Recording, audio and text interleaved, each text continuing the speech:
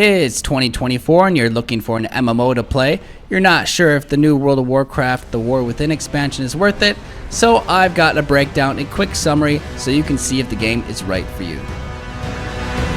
Everyone says retail is more casual friendly, and I have a busy schedule, but the game is very arcade-like and is nothing like the previous versions of WoW. You almost can't compare it because it's a completely different beast of its own. It's so different. It's not my cup of tea, and it may not be the game for you. Coming from Dragonflight, you might be used to these changes, but if you haven't played WoW in a long time, you might be surprised. It's a different game entirely. Beginning with the pros, the most obvious thing are the graphics. Most of them look great, and there's been an overhaul for many character models such as Thrall. But I will admit some of the character models were left behind. It's kind of like comparing old graphics and new 4K models all mixed together in the same game now. The zone density and details are great.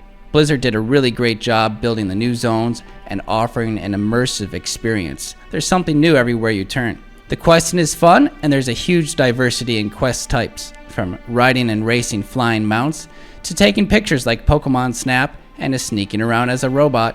It's a huge deviation from kill X amount of mobs and return to the quest giver.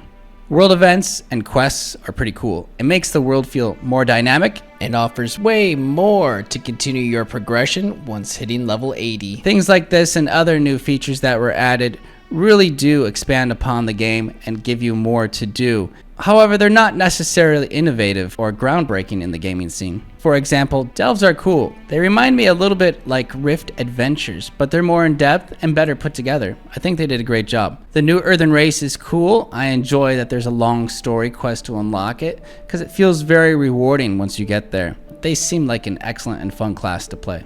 The pet battles, they're kind of neat, but don't offer any real value to your character or the game progression itself. It's like a side game just for fun, and it's a rather large side addition to the game that's otherwise useless.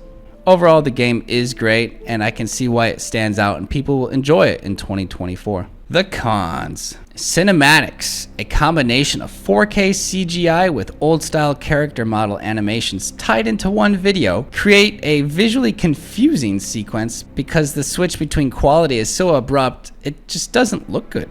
Leveling was easy, extremely easy. I compare it to Guild Wars 2 button smashing. It doesn't matter what button you press or in what order, you're going to blow everything up along your way. Mounts and transmogrify, I think I'm playing Final Fantasy. They just don't tie into the overall theme of the game in World of Warcraft, and in my opinion, they're rather immersion breaking.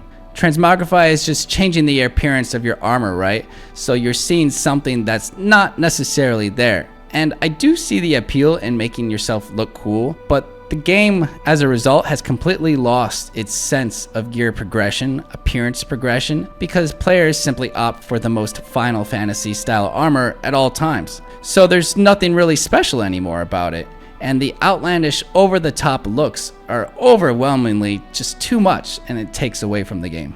Damage numbers, they're big, in the several hundred thousands of big. I've got 4 million health. There's got to be a number crunch coming soon, because it's wild keeping track of numbers this big. Speaking of things that are inflated, how about the gold? We're vendoring armor pieces for around 100 gold per piece. I started the X pack with around 10,000 gold. I've got now 35,000 gold without even trying in a few days. You can buy the token coin for around 200,000 gold. There's definitely a sense of inflation, but also I don't yet feel the need to earn gold. I know you might need it later down the road to buy potions for raiding and stuff like that. And as much as the professions have been expanded upon, and look how much they drill down, I have not felt a need to use them, and there's nothing from the professions I really need. All professions are reset and can be start from zero in the expansion. So if it's something you didn't work on before, it's not a big deal because you start from zero in the new world and you go from there. As of now, you can only play dungeons and heroic dungeons, not mythic yet. It's locked until season 1 begins. And they are neat and detailed, but extremely easy. Everything is a smash and grab. Pull as many mobs as possible while rushing to the next boss. There is no thought for strategy and counters or pulling. It's just go, go, go. as fast as you can. In fact, they're so easy, you don't need to prepare gear for them, just hop in and go. There's no care for your character's life during the sprint to the end.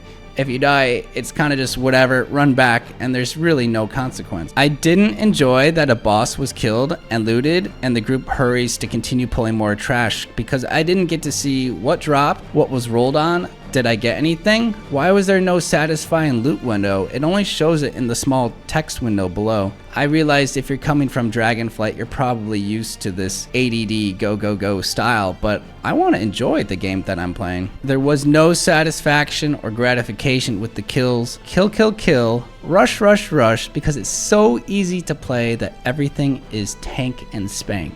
The character customization surprised me. I didn't know until I started playing again that there are free gender changes and hair and appearance changes at the barbershop. We used to pay money to do that. That's no longer the case. It's a little bit woke that Blizzard still calls it body type 1 and body type 2. The super TLDR is that it might not be the game you expect it to be. It's packed with content, but I can tell you it's not for me.